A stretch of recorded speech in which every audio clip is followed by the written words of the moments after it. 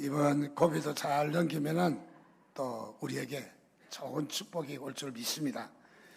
우리는 하나님은 살아계십니다. 우리를 축복하시기를 원하십니다. 하나님은 여러분 편이십니다. 여러분에게 승리를 주실 줄 믿습니다. 특별히 C.S. 루이스라고 아시는 분이 책을 썼습니다. 그 책은 뭐냐 하면은 스크루 테이프의 편지라고 하는 책이에요. 많은 분들이 이미 번역돼 나왔기 때문에 참 이렇게 즐겁게 많이 읽고 있을 것입니다. 스크루 테이프의 편지라는 책입니다. 이 책의 전체적인 내용은 경험 많고 노련하고 고참 악마가 그 악마가 스크루 테이프입니다.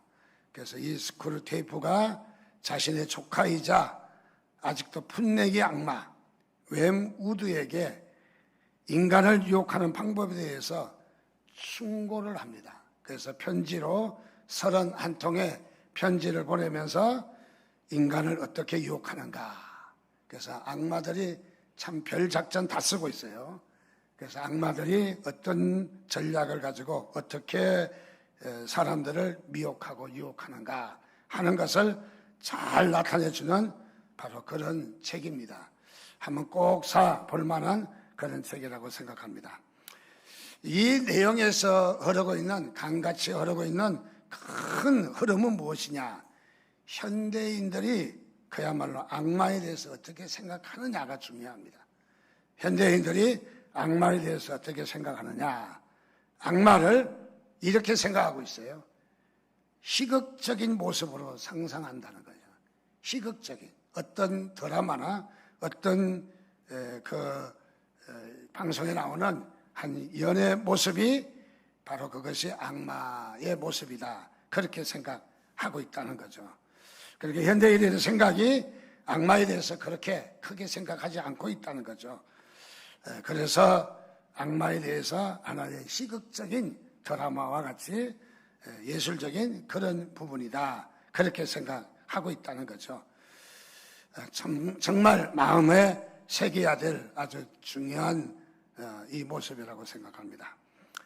그래서 사람들은 이 시대를 어떻게 정의하느냐 하면 광기의 시대다. 미칠 광자를 써서 이 시대가 미친 시대다. 그렇게 말하고 있습니다. 그래서 광대를 좋아하고 예술과 예능이라면 좋아하고 그리고 정상적인 것보다는 비정상적인 것 컵도 이렇게 정교하게 깔끔하게 잘 만들어진 컵보다는 어딘가 한쪽에 곡적으로지고 삐뚤어진 것 그런 걸 좋아하는 비정상을 좋아하는 그런 시대가 되었다. 그렇게 말하고 있습니다. 그것이 무엇이냐면 현재의 시대가 바로 광기의 시대다라고 말해주고 있는 것이죠. 그래서 사탄은 집요하게 파고드는 매체가 있는데 그 매체가 여러 가지가 있죠. 뭐 정치도 있고 돈도 있고 사탄이 파고드는 집요하게 파고드는 매체가 바로 그런 매체 중에 또 하나의 매체가 있는데 그 매체는 예술이다. 그래서 예술이란 매체로 집요하게 사탄이 파고든다. 그래서 이단들이 대체적으로 자신의 포교 활동을 어떻게 하느냐면 예술로 이렇게 포장되어 있어요. 그래서 예술을 통해서 아주 어떤 이벤트를 하고 예술을 통해서 자기들의 포교 활동을 많이 합니다. 또 실제로 아주 이름 있는 연예인들이 이단과 관계가 또 돼 있는 사람들이 많이 있어요. 우리가 잘 알고 있는 연예인들도 이단들과 깊이 관계되어 있는 것을 많이 볼 수가 있습니다. 자, 그래서 이 예술이라는 것을 통해서 이 사탄은 끊임없이 우리 사람들을 미혹하고 유혹하고 있다.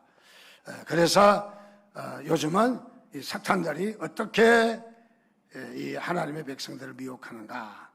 심지어는 요즘 나타나는 현상이 어떻습니까? 정상적이지를 못하잖아요. 그래서 음식을 먹어도 폭식을 해야 되고 술을 마셔도 폭음을 해야 되고 오토바이를 타도 아주 폭주족이 돼야 오토바이 타는 맛이 난다고 그렇게 이야기합니다. 그래서 현재의 시대는 광기의 시대다. 이 광기의 시대, 열광의 시대. 그래서 모든 부분에 이 일중독, 게임 중독, TV, 담배, 도박, 사이버, 인터넷, 술, 폭력 또는 이 중독 여러 가지로 말미암아 오염되어 있는 것이 많이 나타나는 것을 이야기하고 있습니다. 그냥 사람들은 뭐라고 생각하냐면 이 광기의 시대, 광기의 현상을 그냥 지나가는 문화적인 현상이다. 요즘 시대가 그런 시대다. 그렇게 하고 대충 넘기는 부분이 너무 많이 있다는 거예요. 그래서 큰 문제시하지 않는다는 거죠.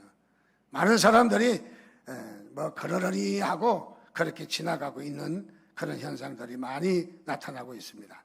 물론 때에 따라서는 이런 광기와 어떤 열정과 어떤 힘에 집중할 때에 어떤 에너지를 발산하는 것은 사실이에요.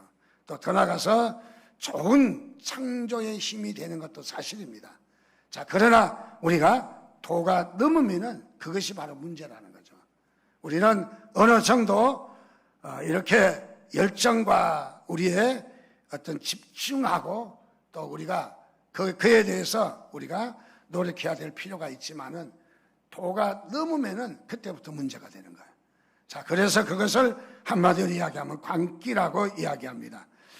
그래서 우리가 열정과 우리의 어떤 그 집중하는 부분이 창조의 힘과 또 더 나가서 우리에게 더 건설적인 모습으로 성장해 간다면은 우리에게 말할 수 없는 좋은 기회라고 생각합니다. 그러나 사탄은 이것을 가지고 우리를 더 유혹하고 미혹해서 넘어지게 하고 쓰러지게 하는 것이 사탄의 전략이라는 것을 여러분 기억하시기를 바랍니다. 특별히 광기를 부렸던 역사적 인물이 있죠. 그 인물이 바로 독일의 히틀러죠. 얼마나 광기를 부렸습니까?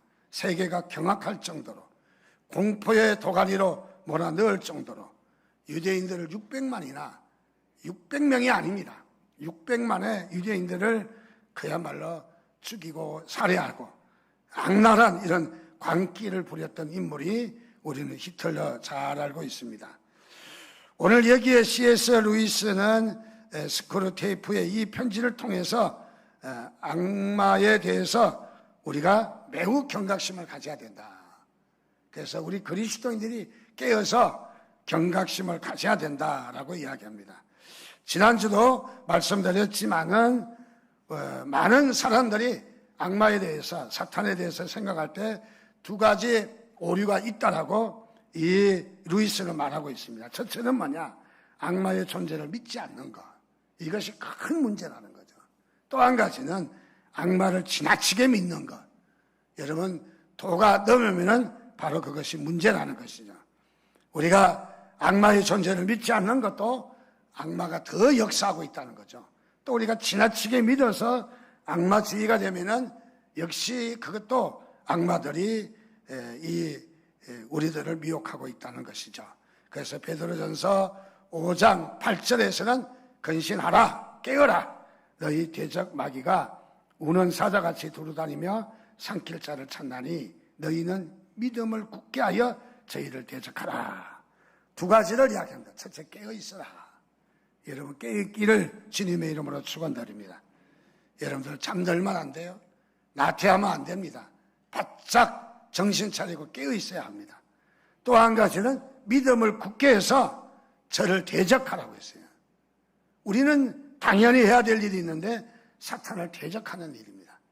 사탄을 피해서 이리저리 도망다니는 처지가 아닙니다. 우리의 본분은 어떤 본분이냐?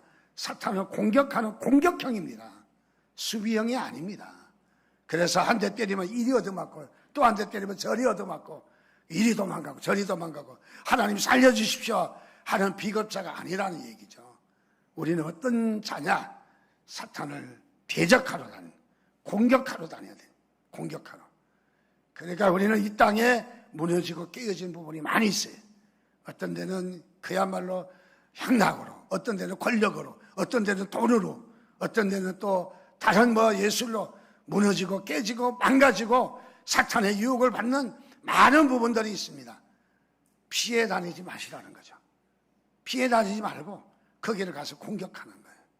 오랫동안 우리 한국을 선교하고 우리 총신대학에서 선교학을 강의했던 가나베 목사님이라고 있는데 원어 이름은 하비 칸이라고 하는 목사님이십니다. 이분은 어떻게 전도를 하셨냐면은 그 서울역 건너편에 거기에서 이제 창녀촌, 집창촌을 다니면서 전도를 한 거죠. 전도를. 자, 그렇게 전도를 했습니다. 자, 무엇이냐면 이 세계가 무너진 것이잖아요. 깨진 곳이잖아요. 그러고 말할 수 없는 이런 미혹을 받고 있는 곳이기 때문에 그걸 회복해야 되는 거죠. 그래서 회복하기 위해서 그것을 전도했다. 실제로 그런 전도가 무척 필요해요. 또 우리는 요즘은 전철 타고 다니면서 예수 천당, 불신 지옥 하는 사람이 좀 없더라고요. 저도 젊었을 때는 해보았는데 요즘은 왜 이리 식었는지 잘 안 돼요. 미도파 백화점 앞에서 했던 기억이 좀 납니다. 많이 하진 않았습니다. 조금 해봤습니다. 그럴 때 어떻습니까? 영적으로 악한 사탄이 미혹을 받아서 악한 사탄들이 벌벌 떨고 도망갔습니다. 그래서 전철 이 구간에도 어느 정도 영적인 일들이 회복됐습니다. 그러나 정부에서 단속하고 나서부터 어떻습니까? 전철이 참 지저분해졌잖아요. 청소는 잘 될지 모르지만은 전철에서 그냥 좋지 않는 거래 또는 그 사진 촬영 또는 동성애 난잡한 화장실에 낙서 이런 면들이 많이 나타난다고 그래요. 자, 우리는 그야말로 이 사탄의 존재를 믿지 않는 것도 문제고 사탄의 존재에 너무 빠져 있는 것도 문제다. 자, 그래서 우리는 깨어 있어야 된다. 그리고 더 나가서 저를 대적해야 된다. 우리 할 일은 대적이라는 사실을 잊지 않기를 주님의 이름으로 축원드립니다. 사탄은 무엇으로 우리를 공격하는가? 세 가지를 오늘 말씀을 좀 나누려고 생각합니다. 첫째로 사탄은 우리를 어떻게 미혹하느냐 하면 마음이 끌리는 대로 하라 하고 유혹을 합니다. 호세아서 4장 11절 말씀에 보면은 그렇게 말합니다. 12절까지 음행과 묵은 포도주와 새 포도주가 마음을 빼앗느니라. 내 백성이 나무에게 묻고 그 막대기는 그들에게 고하나니 이는 그들이 음란한 마음에 미혹되어 하나님을 버리고 음행하였음이니라. 자, 여기에 보니까 마음을 빼앗는다고 했어요. 새 포도주가 마음을 빼앗는다. 사탄은 제일 먼저 우리에게 마음을 뺏어가기를 원해요. 여러분, 마음을 뺏기지 않기를 원합니다. 호랑이에게 물려가도 정신만 차리면 산다라고 했습니다. 정신만 차리면. 우리 마음을 빼앗기지 않으면 우리는 분명히 살 수 있습니다. 자, 우리의 마음은 하나님께서도 우리를 다스리는 곳이지만은 또 하나의 이 마음은 사탄의 공격의 통로가 된다는 거죠. 사탄이 공격하는. 그래서 사탄은 미혹의 영인데 우리의 마음을 미혹합니다. 호세아 시대의 사람들은 바로 사탄에게 많이 미혹을 당하고 마음을 빼앗긴 것 같습니다. 이스라엘 백성들이 만나와 메추라기를 먹으며 방랑생활을 광야에 사다가 드디어 가나안 땅에 들어갔습니다.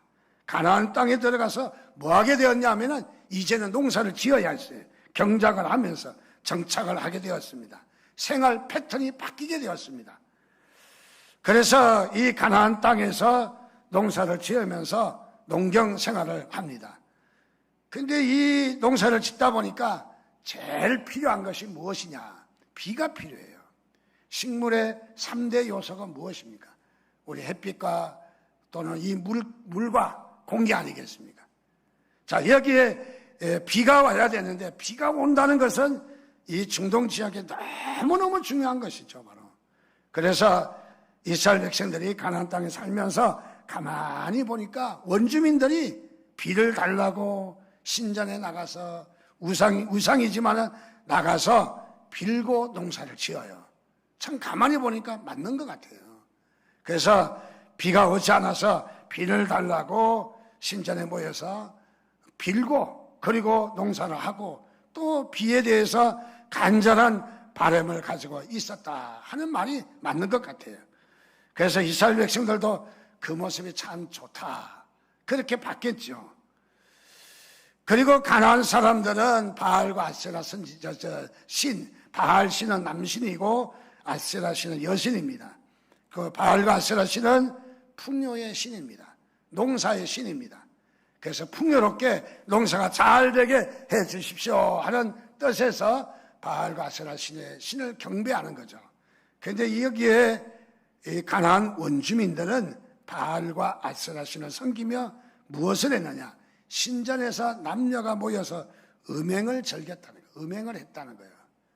유대인들이 볼 때, 이스라엘 백성들이 볼 때 매력이 또 하나 생겼어요.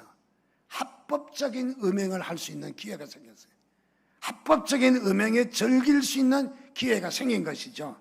그래서 여기에 이 이스라엘 백성들이 농사 짓는 이 바램도 맞고 또 그 자신의 육신의 소욕인 음행을 즐기는 것도 합법적으로 이 법에 어긋나는 것이 아니니까 합법적으로 음행을 즐긴다 하는 모습의 메리트를 가진 것 같아요. 매력을. 그래서 이스라엘 백성들이 여기서 탈선하게 됩니다. 자, 이스라엘은 여기서 쏘가 넘어갔습니다. 바로. 우리는 흔히들 이 땅에 살면서 이것쯤은 괜찮겠지 하고 쉽게 쏘가 넘어가는 일들이 적지 않게 많이 있는 것을 봅니다. 호세아 4장 13절 말씀에 보면 그들이 산 꼭대기에서 제사를 드리며 작은 산 위에서 분향하되 참나무와 버드나무와 상서리나무 아래에서 하니 이는 그 나무 그늘이 좋음이라. 이러므로 너희 딸들은 음행하며 너희 며느리들은 간음을 행하는도다라고 말하고 있습니다. 자, 13절에 그 그늘에 아름답다, 그늘이 좋다, 좋다고 이야기를 합니다. 무엇을 이야기합니까? 이스라엘 백성들이 이미 사탄에 걸려 넘어진 것을 발견합니다.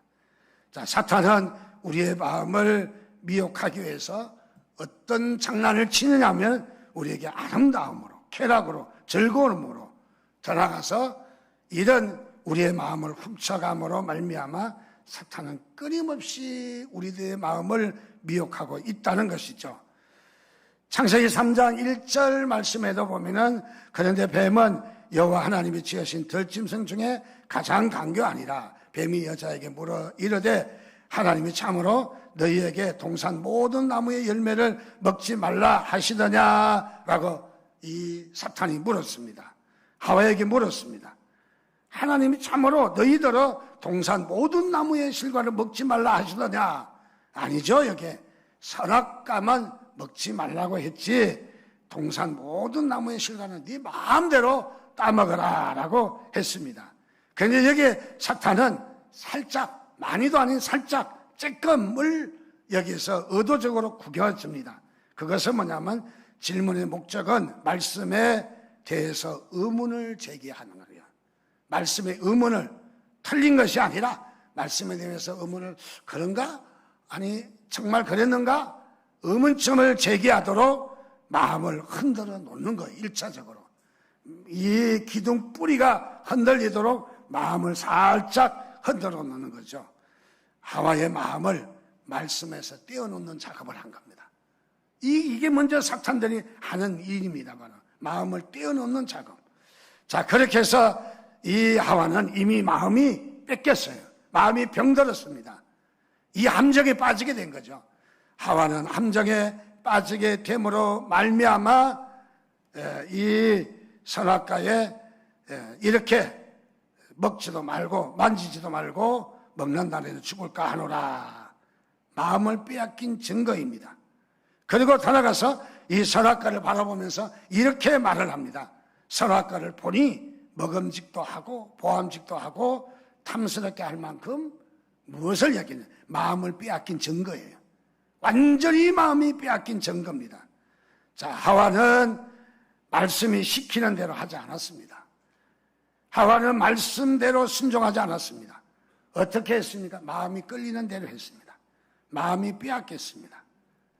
자, 사탄은 계속해서 우리 가운데 그렇게 이야기합니다. 그냥 내가 하고 싶은 대로 하라. 먹고 싶은 대로 먹어라. 어차피 짧은 인생이다. 그래서 짧은 인생 마음껏 먹고 즐기고 마음껏 놀아라. 마음껏 그렇게 하라 라고 이야기합니다. 그래서 마음 내키는 대로 하라. 이것은 충동이 일어나는 대로 하라 그 말이죠. 충동이.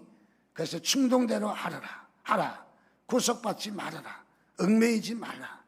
요즘 우리 세대에 나타나고 있는 젊은 세대 가운데 많이 나타나고 있는 것은 절대 구속받지 말아라. 내가 자유하라. 종교의 틀에 매이지 말아라.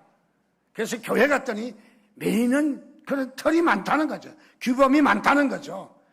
신앙생활의 틀에 매이지 말아라. 교회 생활에 매이지 말라. 규범과 도덕과 전통의 틀에 매이지 마라. 너 자신이 중요하다. 기성세대 부모의 말을 믿지 마라. 너는 너의 인생이 중요하다. 네가 하고 싶은 대로 하라. 마음에 보고 싶은 것 봐라. 마음에 가고 싶은 곳 가라. 내 마음에 중요한 것 하라. 이것이 오늘날 사탄의 전략이라는 것을 우리는 볼 수가 있습니다. 어제도 서울시청 앞에는 두 개의 큰 단체의 집회가 열렸습니다. 시민광장에서는 동상 케어 축제가 열려서 경찰 집회가 10,000명 정도 모였다 그렇게 이야기합니다. 그런데 기독교 집회는 덕수궁에서부터 저 광화문까지 사람들이 가운데 약간 비워놓고 양쪽으로 꽉 차서 이 동성애 케어 축제를 반대합니다. 사실은 성소수자를 지키자, 그들을 인정하자. 우리는 인정합니다. 그러나 잘못된 성과 잘못된 차별을 우리는 그것을 우리가 원하지 않는 거죠. 자, 그래서 두 집회가 열렸는데 기독교 집회는 많이 모였는데 방송에도 별로 안 나오고, 그리고 인원은 15,000명밖에 안 된다. 그렇게 또 보도를 하더라고요. 맞겠죠, 그러나 어쨌든 어제도 보니까 전국에서 올라왔더라고요. 저희 동기의 카톡방에 보니까 청주에서, 대전에서, 부산에서 올라와서 집회를 막 하는데, 우리 친구 목사들이 많이 올라와서 거기에 안부를 전하더라고요. 저는 거리가 멀어서 못 갔다고 그랬습니다. 좀 미안한 마음이 많이 들더라고요. 우리가 정말 이 시대에 싸워야 될 겁니다. 정말 우리 기독교인 중에도 어떤 교회는 앞장서서 케어 축제를 또 앞에 가서 춤추고 난리가 나요. 어떻게 그걸 인정할 수 있겠습니까? 자, 그래서 어제도 보면은 결국 무엇이냐? 하라, 벗어라, 또 누리라, 내 마음 내키는 대로 하라. 사탄은 끊임없이 오늘날 우리에게 이렇게 도전하고 있다는 것이죠. 사실 부부지간도 할 말 다 하고, 할 말 또 가고 싶은 거 다 하고, 또 전부 다 하고는 못 사는 거예요. 어느 정도 우리가 감추어질 때 매력이 있는 거죠. 감추어질 때 그야말로 우리는 잘 유지할 수 있는 것을 잘 압니다. 그래서 요즘은 낭만주의가 다시 주목을 받고 있대요. 낭만주의가 뭡니까? 감정에 충실하라는 거죠. 감정에. 욕망대로 살아라. 그래서 낭만주의 산물은 히피 문화거든요. 그래서 이 사탄의 역사를 잘 분별하기를 주님의 이름으로 축원드립니다. 그래서 우리는 끌리는 대로, 보이는 대로, 하고 싶은 대로 하는 삶이 아니라 말씀을 따라 사는 삶이 되시기를 주님의 이름으로 축원드립니다. 성령이 시키는 대로 하시기를 주님의 이름으로 축원드립니다. 말씀이 우리의 기준입니다. 말씀이 하라 하면 하고, 말씀이 가라 하면 가고, 말씀이 하지 말라 하면 하지 않는, 우리는 말씀 제일주의입니다. 그 말씀이 우리에게는 가장 소중하다는 것을 잘 말해주고 있습니다. 그래서 우리는 내 마음대로 하고 싶어하는 우리의 마음을 다스려야 돼요. 내 마음대로. 내 마음대로가 아니라는 거죠. 우리는 하나님의 말씀대로 살아야 사탄을 이기는 것이죠. 두 번째로 사탄은 우리에게 뭐라고 미혹하느냐 하면 성공신화의 주인공이 되라. 네가 성공의 주인공이다. 성공 신화의 주인공이 되라. 그래서 호세아서 4장 7절 말씀에 보면은 그들은 번성할수록 내게 범죄하니 내가 그들의 영환을 변하여 욕이 되게 하리라. 16절을 보니까 이스라엘은 완강한 암소처럼 완강하니 이제 여호와께서 어린 양을 넓은 들에서 먹인같이 그들을 먹이시겠느냐 말하고 있습니다. 여기에 호세아 4장 7절에 번성할수록 잘될수록 풍요로울수록 뭐 했다? 범죄를 했다는 거예요. 여러분 잘 될 때 주의해야 됩니다. 일이 잘 나갈 때 신경 써야 됩니다. 항상 우리는 언제 우리가 타락할 수 있습니까? 잘 될 때 타락할 수 있어요. 잘 될 때 주의해야 됩니다. 이스라엘 백성들도 여로보암 2세 때, 여로보암 2세가 다스리고 있을 때 이스라엘이 국가적으로 번성기를 가져왔습니다. 농사도 잘 되고 그야말로 외교 관계도 잘 열리고 잘 됐습니다. 그런데 이들에게 뭐가 있게 되었냐면 자만에 빠지게 되었다는 거예요. 교만하게 됐다는 거죠. 자, 우리가 다시 한번 기억해야 될 것은 자만에 빠지지 않기로 원합니다.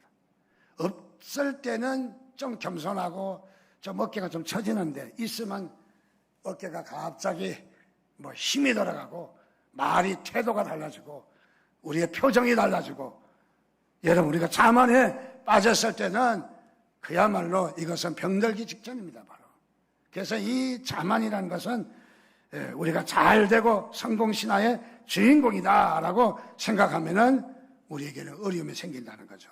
또 16절에도 완강한 암소처럼 강하다고 했습니다. 무엇을 이야기합니까? 고집이 이루어 말할 수 없다는 거죠. 황소고집이라는 거죠. 고집 부리고 하나님의 말씀을 잘 듣지 않는다는 것을 말해주고 있습니다. 이스라엘 백성들은 자기가 잘 돼서 그런 줄 압니다. 그래서 자만이 빠지고 그리고 옆에 충고도 듣지 않습니다. 교만에 빠져 있습니다. 사탄은 항상 우리에게 성공을 즐기라. 너는 성공의 신화를 만들 수 있다. 너는 주인공이다. 너 자신을 신뢰하라. 너의 자신을 믿어라. 물론 우리 자신을 인정해야 합니다. 그러나 여기에 자만심에 빠지는 것하고는 다르다는 거죠. 우리가 하나님 앞에 우리 자신을 인정하기는 하지만은 그러나 연약한 것은 사실입니다. 부족한 건 사실입니다. 자, 그래서 우리는 도전하고 개발하고 또는 우리가 집중하고 새로운 문화를 건설하는 것은 당연히 우리가 해야 됩니다. 그러나 정도가 넘으면 안 된다는 거죠.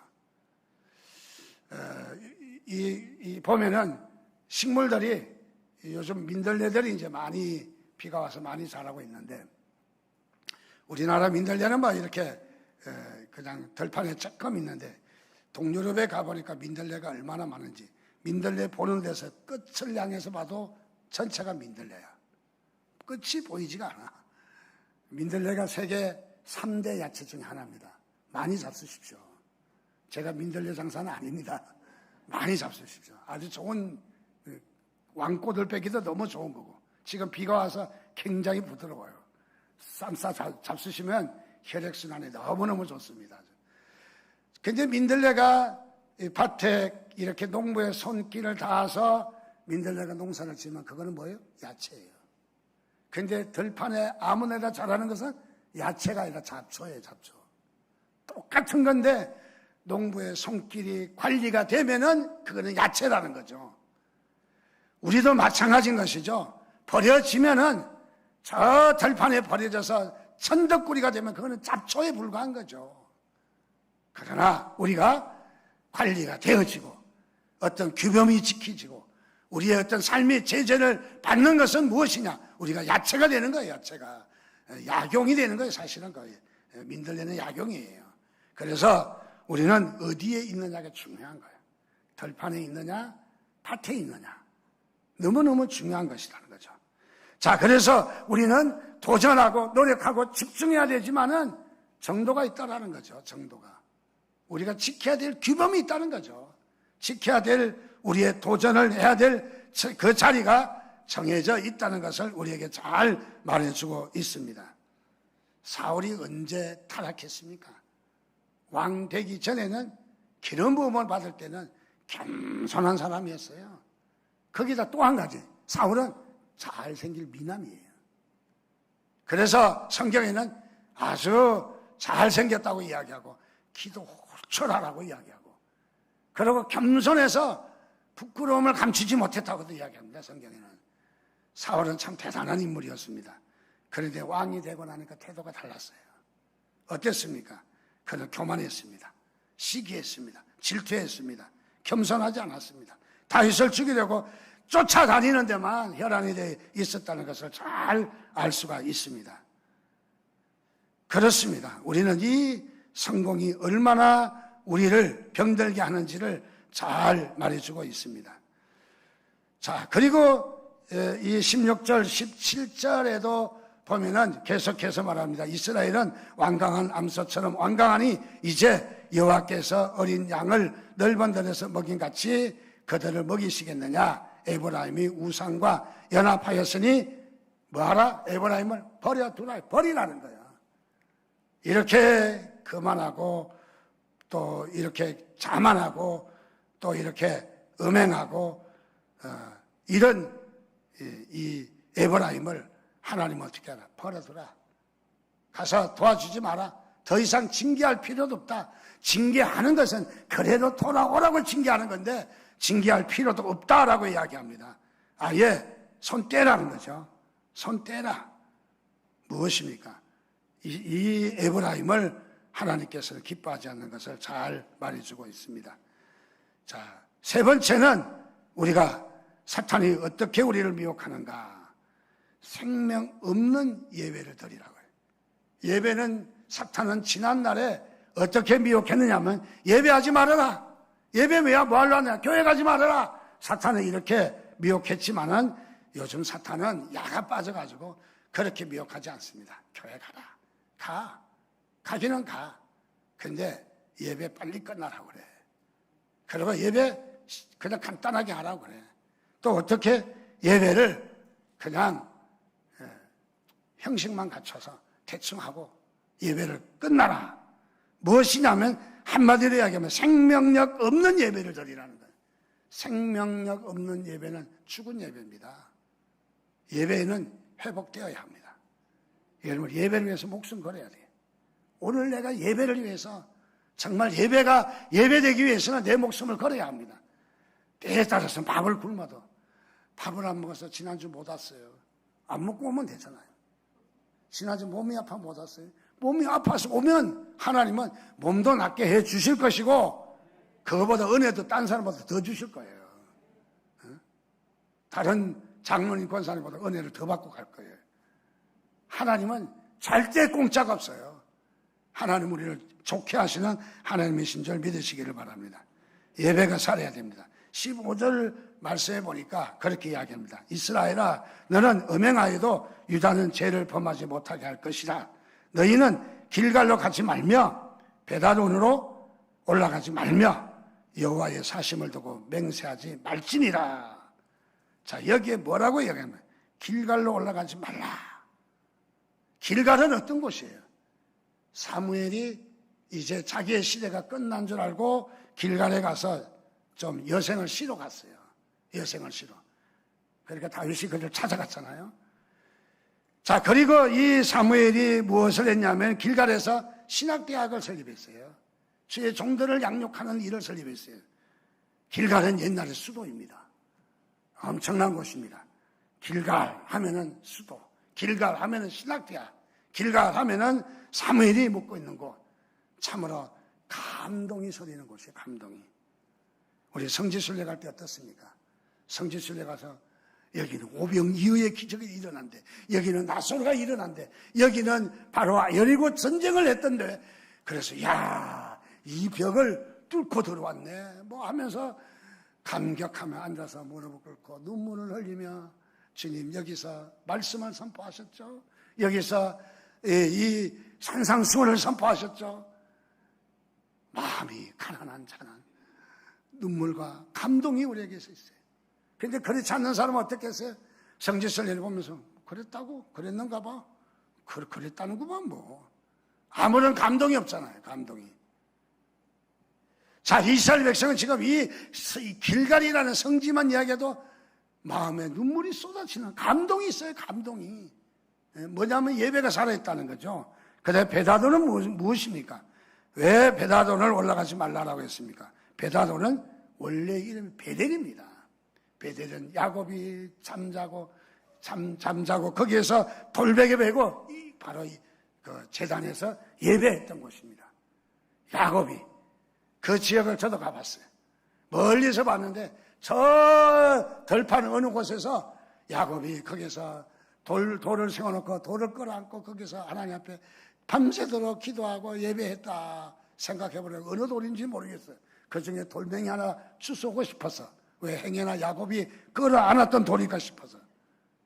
자, 그래서 거기에 감격이 있는 곳인데 거기에 가지 말라는 것이요. 근데 무엇을 이야기하느냐? 호세아 시대 때 호세아 선지자는 이 베델을 벳아원으로 이름을 바꿨다는 거예요. 이름을 바꿨다. 베다론이란 말은 무슨 말이냐? 허무, 악, 타락, 우상숭배라는 뜻을 지니고 있어요. 그렇게 쉽게 말하면 성지 순례의 감격이 다 잊어버렸어요. 감격이 없어. 그 감격이 있는 지명을 보면서도 뭐라고요? 허무하고 타락하고 악을 즐기고 우상숭배하고 그런데 마음이 젖어 있다는 거예요. 그러니까 쉽게 말하면 예배가 살아있지 않다는 거예요. 이름은 있는데 이름만 예배이지 예배다운 예배가 되지 못했다 하는 것을 말해주고 있어요. 그래서 이스라엘 백성들은 여기서 참된 예배를 회복하지 못하고 있는 것을 봅니다. 자, 오늘 우리는 무엇이냐? 사탄이 언제 우리에게 들어오느냐? 이 악마가 언제 우리에게 들어오느냐? 예배가 지면은 우리는 공격당해요. 여러분 예배를 소중히 여기시기를 주님의 이름으로 축원드립니다. 이제는 길갈로 올라가야 됩니다. 감격이 있습니다. 베다도로 올라가야 됩니다. 이제는 형식 예배가 아닌 살아있는 예배가 되시기를 주님의 이름으로 축원드립니다. 구약에 보면은 이스라엘 백성들이 제사할 때에 양, 소, 비둘기를 잡아가지고 그리고 내장을 하고 다리와 머리를 잘라버리고 그리고 이 몸뚱아리를 번제단에다 올려놓고 태웁니다. 피를 다 흘리고 그 다음에 잡아서 죽여서 여기서 태웠어요. 그 양과 염소와 비둘기가 뭔지 아십니까? 소까지 나라는 말이다. 나 따라 삽시다. 나 이제 양을 보고 번제단을 볼 때마다 내가 저기 올라가야 되는데 내가 저기에 재물인데 우리의 그런 다짐이 있어야 돼. 무슨 말이냐? 예배 시간에 죽어야 돼요. 아무도 아멘 안 하는 게 죽고 싶지 않나 봐. 예배 시간에 죽어야 돼요. 예배 시간 우리가 살면 안 돼요. 목 탁 자르고 다리 탁 자르고 배 잘라가지고 내장 다 끄집어내고 피 절절 흘리고 그게 누구예요? 나예요. 나. 예배 시간에 죽어야 돼요. 예배는 무엇이냐? 내가 죽고 하나님이 들어가야 돼요. 하나님의 임재 가운데 들어가야 됩니다. 그래서 예배는 그야말로 우리가 살아있는 예배가 돼야 돼요. 우리 예배가 화석화되지 않기를 원합니다. 우리 한국교회 단체만 어떤 다른 나라의 목사님들이 오셔서 깜짝 놀라서 오늘 누구 돌아가셨습니까? 왜요? 그러니까 장례식 하십니까? 왜요? 그러니까 목사도 금정양복, 교인도 금정양복, 장로도 금정양복, 금정양복이 유니폼이니까 장례식 합니까? 묻더라고요. 장례식. 예배는 화석화되면 안 돼요. 우리 어린아이들도 우리 손주 보신 분들은 많이 느낄 거예요. 아빠 힘내세요 하고 재롱을 떨어야지. 오빠 야 이 자식아 그만둬 하지마. 어떻게 되세요?